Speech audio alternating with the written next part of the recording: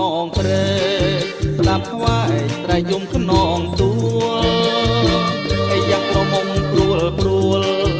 យំជ្រួលព្រោះចង់បានប្តី